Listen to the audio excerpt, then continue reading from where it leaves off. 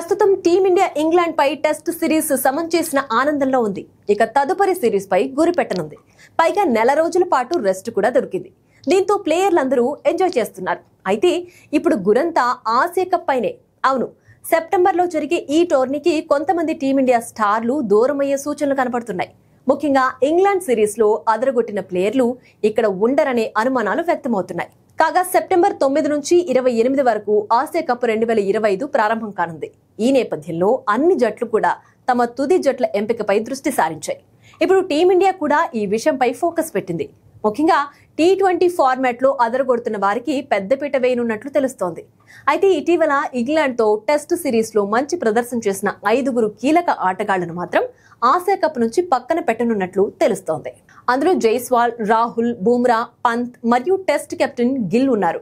వీళ్ళందరినీ ఈ టోర్నీకి పక్కన పెడుతున్నారని సమాచారం. ఎందుకంటే వీరికంటే కూడా ఇప్పుడు జట్టులో స్థిరంగా రాణిస్తున్న వారు ఎక్కువ ఉండడంతో ఈ 5 పక్కన పెడుతున్నారని తెలుస్తోంది. దీంతో వీరందరూ ఇకపై T20లు ఆడే అవకాశాలు సన్నగిలినట్లు తెలుస్తుంది.